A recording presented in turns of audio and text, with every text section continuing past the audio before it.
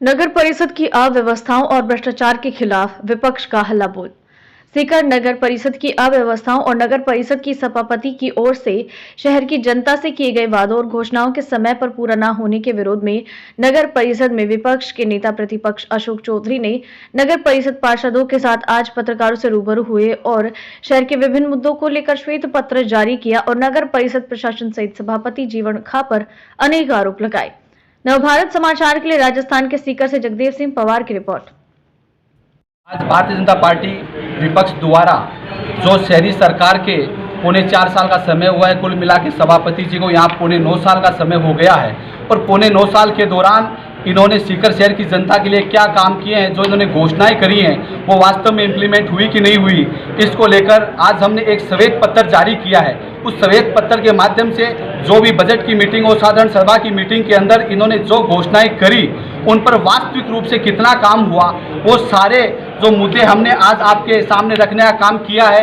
इन तमाम मुद्दों पर आज हम देखते हैं तो कोई काम नहीं हुआ। जब इलेक्शन का समय आया, जब चुनाव का समय आया, फिर एक बार जनता को कैसे ठगा जाए, किस प्रकार बरगड़ाया जाए, जो ये छोटे मोटे 2-4 काम करके सीकर शहर की जनता को एक प्रकार से आडंबर करके ये जनता के जो चुनाव के अंदर जाना चाह रहे हैं। लेकिन मैं आज कहना चाहूँगा कि इन पौने 9 साल के दौरान जो भी यहाँ के सभापति जी ने जो घोषणा करी, जैसे यूजर चार्जेज की जब बात है तो ये पिछली गली से यूजर चार्जेज वसूलने का काम करने का प्रयास कर रहे हैं। कचरा संग्रहण की व्यवस्था आज डिगमिगाई हुई है। जल भराव हमारे पूरे सीकर शहर की स्थिति हमारे सामने है। स्मार्ट वार्ड की घोषणा पूरी हुई नहीं। ऐतिहासिक जो हमारी धरोहर है उनकी स्थिति हमारे सामने है।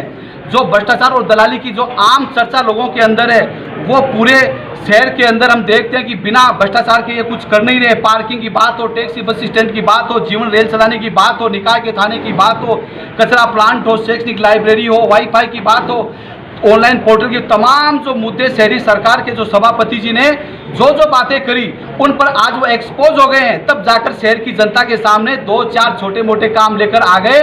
जो पौने 9 साल से सीकर को जो एक शैक्षणिक नगरी थी, जो बढ़ता हुआ शहर था, उसको पिछाड़ने का काम किया है। आज हमने विपक्ष ने एक प्रकार से मीडिया के माध्यम से जनता को अवगत करवाने का काम कर रहे हैं कि सीकर शहर की जनता को सच्चाई ध्यान हो कि वास्तव में शहरी सरकार ने इन पौने 9 साल के दौरान क्या किया है।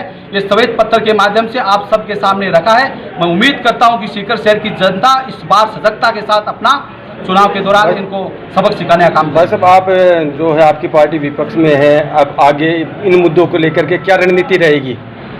जो हमारे विपक्ष की ओर से लगातार इन मुद्दों को लेकर हम समय समय पर प्रयास करते रहे हैं, लेकिन अब आने वाला जो समय है इनको हम चैन से नहीं बैठने देंगे। सदन के अंदर सदन ये चलने देते नहीं है, लेकिन अब ये जो लड़ाई है सड़क पे लड़ी जाएगी और बड़ी मजबूती के साथ लड़ी जाएगी और इनका जो चेहरा है वो उजागर किया जाएगा। जो सच्चाई का चेहरा इनको जनता के सामने लाने का काम करेंगे। और मैं पुनः आपको विश्वास के साथ कहता हूं इस शहरी सरकार के जो नाक में दम करने का काम करेंगे और इनको चैन से नहीं बैठने दिया जाएगा।